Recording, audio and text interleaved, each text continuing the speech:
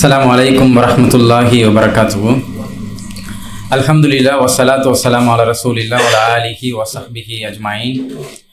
அளவற்ற அருளாளனும் நிகரற்ற அன்புடையனும் ஆகிய ஏக இறைவனை போற்றி புகழ்ந்தவனாக ஆரம்பம் செய்கின்றேன். என்னுடைய பழைய பெயர் செந்தமிழன். இஸ்லாத்துக்கு வந்த பிறகு என்னுடைய பேர் உமர் ஃபாரூக். எனக்கு ஊர் மயிலாடுதுறை மாவட்டம். நான் காலேஜ் படிக்கும்போது இஸ்லாத்தை ஏற்றுக்கிட்டேன், அல்ஹம்துலில்லாஹ். பொதுவாக ஒருத்தர் இஸ்லாத்தை ஏற்றுக்கிறாரு அப்படின்னா அதுக்கு பல காரணம் இருக்கும். சில பேர் இஸ்லாத்தோடைய அடிப்படை கொள்கையாக இருக்கக்கூடிய ஏகத்துவத்தை பார்த்து இறைவன் ஒருவன் தான், அவனை தவிர வேற எதையுமே வணங்கக்கூடாது அப்படின்னு சொல்லிட்டு அந்த ஏகத்துவத்தை முன்னிறுத்தி இஸ்லாத்தை ஏற்றுப்பாங்க. சில பேர் குரானை படிச்சுட்டு குரானில் இருக்கக்கூடிய அறிவியல் உண்மை, குரானில் இருக்கக்கூடிய வரலாற்று குறிப்புகள் இதெல்லாம் பார்த்து இஸ்லாத்தை ஏற்றுப்பாங்க. சில பேர் நபிகள் நாயகம் ஸல்லல்லாஹு அலைஹி வஸல்லம் அவங்களுடைய வாழ்க்கை வரலாறை பார்த்துட்டு அதில் இம்ப்ரெஸ் ஆகி இஸ்லாத்தை ஏற்றக்கூடிய மக்கள் இருப்பாங்க. இப்போ என்னை பொறுத்த வரைக்கும் நான் எப்படின்னா குரானை படிச்சுட்டு குரானில் இருக்கக்கூடிய இந்த சயின்டிஃபிக் ப்ரூஃப் எல்லாம் பார்த்து தான் இஸ்லாத்தை ஏற்றுக்கிட்டேன். பட் இஸ்லாத்தை ஏற்றுட்டு உள்ளே பார்த்தா அதையும் தாண்டி பல ஆச்சரியங்கள் இதுக்குள்ளே இருக்கும். இந்த மார்க்கத்துக்குள்ளே எந்த அளவுக்கு சொன்னால் நம்மளை ஆச்சரியப்பட வைக்கிற மாதிரி பல விஷயங்கள் இருக்கும். அதில் ஒரு சில விஷயத்தை பற்றி நான் உங்கள்கிட்ட ஷேர் பண்ணுறேன். அதில் முதலாவது என்ன அப்படின்னு பார்த்தீங்கன்னா, ஃப்ரீடம் ஆஃப் சாய்ஸ். இந்த மார்க்கம் நமக்கு ஒரு சாய்ஸ் தான். இந்த மார்க்கத்தில் எந்த ஒரு நிர்பந்தமும் கிடையாது. அதான் அல்லாஹ் தஆலா சூரத்துல் பக்கராவில் சொல்லுவான், லா இக்ராஹ ஃபித்தீன். இந்த மார்க்கத்தில் எந்த ஒரு நிர்பந்தமும் கிடையாது. பொதுவாக இந்த மார்க்கம்ங்கிறது என்ன அப்படின்னு சொன்னால், நம்ம படைத்த இறைவன் ஒருத்தன் இருக்கிறான். அவன் இந்த உலகத்தை படைச்சி மனிதர்களை படைச்சி நீங்கள் இப்படி தான் வாழணும் அப்படின்னு சொல்லிட்டு கொடுக்கப்பட்ட இந்த வாழ்க்கை வழிமுறை தான் இந்த மார்க்கம் அப்படிங்கிறது. இந்த ஒரு வாழ்வியல் முறையை ஒருத்தர் கண்டிப்பாக ஏற்று தான் ஆகணும் அப்படிங்கிற ஒரு கட்டாயம் இந்த இஸ்லாமிய மார்க்கத்தில் கிடையாது. இஸ்லாம் ஜஸ்ட் ஒரு அட்வைஸ், ஒரு அறிவுரை சொல்லக்கூடிய ஒரு மார்க்கமாக தான் இருக்குமே தவிர ஒரு தனி மனிதனை அதிகாரம் படுத்தக்கூடிய ஒரு ஆதிக்கம் செலுத்தக்கூடிய ஒரு மார்க்கமாக இருக்காது. எந்த அளவுக்கு அப்படின்னு சொன்னால், இந்த இஸ்லாம் தோன்றின ஆரம்ப காலத்தில் நபிகள் நாயகம் ஸல்லல்லாஹு அலைஹி வஸல்லம் மதீனாவில் இருக்கும்போது அப்போ வாழ்ந்த கிறிஸ்தவர்களும் சரி யூதர்களும் சரி அவங்களுடைய மதங்களை சுதந்திரமாக பின்பற்றதுக்கான ஒரு சூழல் அங்கே இருந்துச்சு. அதேமாதிரி உமர் அலி அல்லாஹ் அவங்க காலத்தில் ஜெருசலேம் கைப்பற்றப்படுது. அங்கே இருக்கக்கூடிய கிறிஸ்தவ தேவாலயங்கள் பார்த்தீங்கன்னா அவங்க சுதந்திரமாக அவங்களுடைய மதங்களை பின்பற்றதுக்கான சுதந்திரம் கொடுக்கப்பட்டுச்சு. அப்போ இஸ்லாம் பிறருடைய மார்க்கத்துக்கு மதிப்பு கொடுக்குது. இஸ்லாம் கட்டாயப்படுத்தி இதில் நீ இருந்து தான் ஆகணுங்கிற ஒரு கம்பல்ஷன் இந்த மார்க்கத்தில் கிடையாது. அதேமாரி இப்போ இந்த இஸ்லாத்திய மார்க்கத்தை ஒருத்தர் வராரு சொல்லினா அவர் நம்ம கட்டாயப்படுத்தி இதில் வைக்க முடியாது. இஸ்லாத்துக்கு ஏற்றுக்கிட்டாருன்னா அவருக்கு தொழுகை, நோன்பு, மற்ற இபாதகத்தில் இருக்குது, ஹலால் ஹராம் சார்ந்த பல விஷயங்கள் இருக்குது. ஒருவரை கட்டாயப்படுத்தி இதுக்குள்ளே இருக்க வைக்க முடியாது.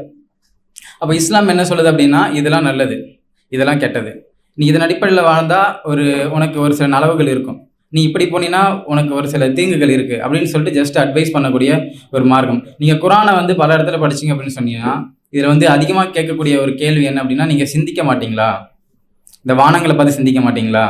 நீங்கள் ஏன் கண் இருந்தும் பார்க்க மாட்டீங்க, ஏன் காது இருந்தும் கேட்க மாட்டீங்க அப்படின்ட்டு நம்மளுடைய சிந்தனையை சிந்திக்க தூண்டக்கூடிய ஒரு விதமாக தான் அவருடைய கேள்விகள் இருக்குமே தவிர, நீ இதை கட்டாயமாக நான் என்ன சொல்கிறேன் அதை நீ பண்ணித்தான் ஆகணும் அப்படிங்கிற ஒரு கம்பல்ஷன் இங்கே இருக்காது. அல்லாஹ் தஆலா ஒரு இடத்துல சொல்லுவான், அஃபலா யன்துரூன இலல் இப்லி ஹைஃப குலிகத் வ இலஸ் ஸமாஇ ஹைஃப ருஃபியத். அதாவது நீங்கள் இந்த ஒட்டகத்தை பற்றி சிந்திக்க மாட்டீங்களா? இந்த வானங்களை பற்றி சிந்திக்க மாட்டீங்களா? அந்த ஒட்டகம் எவ்வளோ அழகாக படைக்கப்பட்டிருக்கு, இந்த வானங்கள் எப்படி உயர்த்தப்பட்டிருக்கு. அப்போ சிந்தனையை முன்னிறுத்தி இந்த மார்க்கம் நம்மளை சிந்திக்க சொல்லுது. அப்போது இன்னொரு இடத்துல சூரத்துல் காஃபிரூன்ல சொல்லுவான், என்ன சொல்லுவான் அப்படின்னா, உங்களுடைய மார்க்கம் உங்களுக்கு, எங்களுடைய மார்க்கம் எங்களுக்கு, இதுதான் கொள்கை. இது இந்த கொள்கையை நான் ஏற்றுக்கிறேன். உனக்கு இந்த கொள்கையை படிக்கணும்னா நீ உன்னுடைய கொள்கையில் இருந்துக்க, உன்னுடைய கொள்கை உனக்கு, அதை நீ வழிபடு, என்னுடைய கொள்கையில் நான் இருக்கிறேன், அதை நீ வழிவிடு அப்படின்னு சொல்லிட்டு ஒரு பரஸ்பர ஒரு விஷயத்தில் இஸ்லாம் ஒரு முக்கியத்துவம் கொடுக்குது. எந்த அளவுக்கு அப்படின்னு சொன்னால், அப்போ இருந்த காலகட்டத்தில் மக்கத்து காஃபிர்கள் என்ன சொன்னாங்கன்னா, ரசூல் ஸல்லல்லாஹு அலைஹி வஸல்லம் அவங்கள்ட்ட நாங்கள் உங்களுடைய தெய்வத்தை கும்பிட்றோம், அதுக்கு முன்னாடி நீங்கள் ஃபஸ்ட்டு எங்களோட தெய்வத்தை கும்பிட்டுருங்க, 2 பேர் பரஸ்பரமாக போகலாம் அப்படின்னு சொல்லும்போது ரசூல் ஸல்லல்லாஹு அலைஹி வஸல்லம் கொள்கையில் காம்ப்ரமைஸ் பண்ணவே இல்லை. கொள்கையில் காம்ப்ரமைஸே கிடையாது. ஏன்னா எல்லா மார்க்கமும் ஒன்றும் கிடையாது. ஒருத்தர் சூரியனை கும்பிட்றாரு, சூரியனை வணங்குறது ஒரு கொள்கை அப்படின்னா நம்ம சூரியனை வணங்குறது கிடையாது, சூரியனை படைத்த இறைவனை தான் வணங்குறோம். நிலாவை வணங்கக்கூடியவங்க இருக்கிறாங்க அப்படின்னா, அந்த சந்திரனை வணங்கக்கூடியவங்க இருக்கிறாங்க அப்படின்னா நம்ம சந்திரனை வணங்குறது இல்லை, சந்திரனை அந்த படைச்ச இறைவனை தான் வணங்குறோம். அப்போ நீ உன்னுடைய கொள்கையில் இருந்துக்க, நான் என்னுடைய கொள்கையில் இருக்கிறேன் அப்படின்னு சொல்லிட்டு ஒரு ஜெனியூனான ஸ்டாண்டில் நிற்கிறது தான் வந்து இந்த இஸ்லாம். ரெண்டாவது, இஸ்லாம் வந்து இன்னொரு விஷயம் என்ன சொல்லுதுன்னா, ஃப்ரீடம் ஆஃப் அட்ஜஸ்ட்மெண்ட். அதாவது ஒருத்தர் களிமா சொல்லி இஸ்லாத்தை ஏற்றுக்கிட்டாரு, இஸ்லாத்து ஏற்றுக்கு வந்ததுக்கப்புறம் தொழுகை, நோன்பு, ஜக்காத், ஹஜ்ங்கிற கடமை இருக்குது, இன்னும் பல விஷயங்கள் இருக்குது. இப்போ தொழுகை அப்படின்னு எடுத்துக்கிட்டோன்னு வைங்களேன், தொழுகையோட முதலாவதே உழு. இப்போ உழு பண்ணும்போது நமக்கு கம்பல்சரி முகத்தை கழுவணும், கையை கழுவணும், காலை கழுவணும். இப்படி இருக்கும்போது நமக்கு ஒரு இடத்துல தண்ணி கிடைக்கல, இல்லை எனக்கு வந்து ரொம்ப உடல் நலம் சரியில்லாமல் இருக்குது, என்னால் வந்து கை கால் மூஞ்செல்லாம் கழுவ முடியாது. அப்படி இருக்கும்போது இஸ்லாம் வந்து ஒரு ஆப்ஷன் என்ன வைக்கினா, நீங்கள் வந்து தயமும் பண்ணிக்கோங்க, ஒரு சுத்தமான மண்ணை வச்சு நீங்கள் தயமும் பண்ணிக்கோங்க அப்படின்னு சொல்லிட்டு ஒரு ஆப்ஷனல். இதே தான் தொழுகைக்கும். என்னால் வந்து குனிய முடியல, நிமிர முடியல, அப்படி இருக்கும் பட்சத்தில் வந்து என்னென்னா, நீங்கள் உங்களால் நின்று தொழுக முடியலன்னா நீங்கள் உட்காந்து தொழுங்க, உட்காந்து தொழுக முடியலையா நீங்கள் வந்து படுத்துக்கிட்டு தொழுங்க, படுத்துக்கிட்டும் தொழுக முடியலையா நீங்கள் வந்து அசைவுகளால் வந்து நீங்கள் தொழுகுங்க அப்படின்னு சொல்லிட்டு நமக்கு அறிவுரை கொடுக்குது. ஒரு பயணத்தில் இருக்கிறோம், பயணத்தில் இருக்கும்போது பயனாளிகளை வந்து சிரமப்படுத்தக்கூடாது அப்படின்னு சொல்லிட்டு நீங்கள் 4 ரக்காத்து தொழுதிங்க அப்படின்னா அதை சுருக்கி கசா 2 ரக்காத்து தொழுங்க, லுகரையும் அசரையும் வந்து ஜம்மு பண்ணி சேர்த்து சொல்லுங்க, அதேமாரி மகரிப் இஷாவையும் சேர்த்து தொழுங்க அப்படின்னு சொல்லிட்டு ஒரு பயணத்தில் இருக்கக்கூடியவர் வந்து சிரமப்படுத்தக்கூடாது அப்படிங்கிற அடிப்படையில் இஸ்லாம் ஒரு சில சலுகைகளை வந்து இதில் கொடுக்குது. இதே தான் வந்து பெண்களுக்கும் சரி, அவங்க மாதவிடாயில் இருந்தாலும் சரி, கர்ப்பிணி காலத்தில் இருந்தாலும் சரி, அவங்களுக்கு ஒரு சில சலுகைகளை கொடுக்குது. எதனால் அடிப்படைனா, ஒரு ஒரு முஸ்லீம்ங்கிறவன் வந்து அல்லாவே சொல்கிறான், உங்களுக்கு வந்து அல்லாஹ் சிரமப்படுத்த விரும்பலை அப்படின்னு சொல்கிறான். அதே தான் நோன்பு விஷயத்துலையும். நீங்கள் வந்து நோன்பு வைக்க முடியல, எனக்கு வந்து ரொம்ப வயசாகிடுச்சு அப்படின்னா அதுக்கு பகரமாக வந்து ஒரு ஏழைக்கு உணவளிக்கணும் அப்படின்னு சொல்லிட்டு அதுக்கு ஒரு ஆப்ஷன் வச்சுருக்கு. இப்போ நோன்புங்கிறவங்க யாருக்கு அப்படின்னா, நோன்புங்கிறது யாருக்கு அப்படின்னா, உடல் ஆரோக்கியம் யார் இருக்கோ அது அவங்களுக்கு மட்டும்தான். ரெண்டாவது, ஜக்காத் அப்படிங்கிறது யார் பொருளாதாரத்தில் ரொம்ப உயர்ந்திருக்காங்களோ அவங்களுக்கு மட்டும்தான் ஜக்காத் அப்படிங்கிறது, எல்லாருக்குமானது கிடையாது. அதேமாதிரி ஹஜ்ஜுங்கிறது அப்படி தான், யார் வந்து பொருளாதாரத்திலையும் சரி, அதேமாதிரி உடல் ஆரோக்கியத்திலையும் சரி, எவர் வந்து ஒரு வலிமை பெற்றிருக்கிறாரோ அவங்களுக்கு மட்டும்தான் வந்து ஹஜ் அப்படிங்கிறது கடமை. அப்போது இந்த மார்க்கம் வந்து எல்லாருக்குமானதான் இருக்குது. அதே நேரத்தில் வந்து மக்களுடைய இயலாமையை புரிந்து அவர்களுக்கு ஏற்ற மாதிரியான ஒரு ஃப்ளெக்சிபிலிட்டியை வந்து இந்த மார்க்கம் வந்து கொடுக்குது.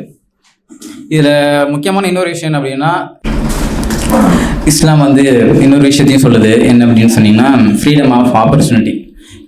ஒரு மனிதர் இந்த உலகத்தில் இருக்கிறார் அப்படின்னா அவர்களுக்கு வந்து வெற்றி அடைவதற்கான வந்து ஒரு வாய்ப்பை இஸ்லாம் எப்படி ஏற்படுத்துது அப்படின்னு சொன்னீங்கன்னா, இப்போ உதாரணத்துக்கு ஒருத்தர் வந்து ஓட்டப்பந்தயத்தில் வந்து ஃபஸ்ட்டு வரணும், அவருக்கு என்ன வேணும்?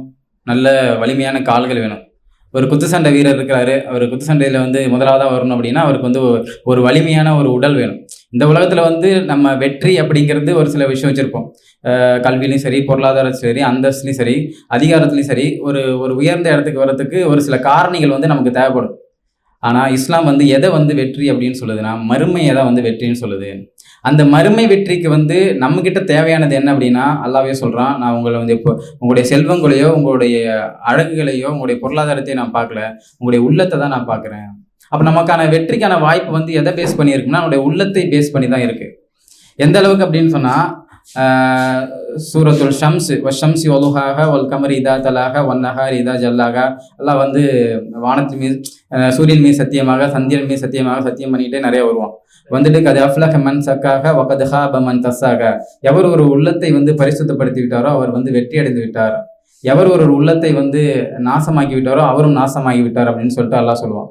இப்போ இஸ்லாம் வந்து எதன் அடிப்படையில் வந்து நீ சிறந்தவன் அப்படின்னு சொல்லுது அப்படின்னா, எவர் ஒருவர் வந்து இறையச்சத்தில் அதிகமாக இருக்கிறாரோ அவர் தான் வந்து சிறந்தவர். அப்போ அதன் அடிப்படையில் பார்க்கும்போது 2 கை இல்லாத, 2 காது இல்லாத, காது கேட்காத, வாய் பேச முடியாத ஒரு மனிதனால் கூட ஒரு அல்லாவின் பார்வையில் ஒரு மறுமையில் உயர்ந்த வெற்றியை அடைய முடியும். ஏன்னு சொன்னால், உங்களில் சிறந்தவர் வந்து இறையச்சம் உடையவர் அப்படின்னு சொல்லிட்டு உள்ளத்தின் அடிப்படையில் ஒருத்தர் வந்து எடை போடக்கூடிய ஒரு மார்க்கமாக இந்த இஸ்லாமிய மார்க்கம் இருக்குது. இறுதியாக ஒரே விஷயம் மட்டும் சொல்லி முடிச்சிடறேன். அல்லாஹ் ரப்பல் ஆலமீன் சூரத்துல் ஆல இம்ரான் அப்படிங்கிற ஒரு அத்தியாயத்தில் சொல்லுவான், வசாரிஉ இலா மக்ஃபிரத்தின் மின் ரப்பிக்கும் வ ஜன்னah அல்லாஹ் ஸமாவாத்து வல் அர்த் உஇத்தத் லில் முத்தகீன். நீங்கள் விரைந்து செல்லுங்கள். நீங்கள் எங்கே விரைந்து செல்லணும் அப்படின்னா, உங்கள் ரப்பின் புறத்தில் இருக்கக்கூடிய அந்த மன்னிப்பின் பக்கம் விரைந்து செல்லுங்கள். அவன் ஏற்படுத்தி வைத்திருக்கக்கூடிய அந்த சுவனத்தின் பக்கம் விரைந்து செல்லுங்கள்.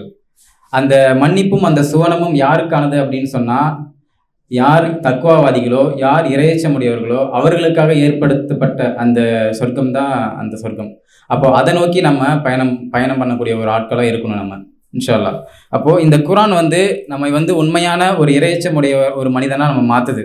உண்மையான வெற்றி என்றால் என்ன, உண்மையான தோல்வி என்றால் என்ன அப்படிங்கிறது நமக்கு குரானை படித்தா தெரியும். இந்த குரான் வந்து உங்களுக்கு தமிழ் மொழிபெயர்ப்பு அன்பளிப்பாக வேணும் அப்படின்னு சொன்னால் ஸ்க்ரீனில் தெரியக்கூடிய நம்பரை காண்டாக்ட் பண்ணுங்கள். வாகிர் தகுவான் அல்ஹம்துலில்லாஹி ரப்பில் ஆலமீன். அஸ்ஸலாமு அலைக்கும் வரஹ்மத்துல்லாஹி வபரகாத்துஹு.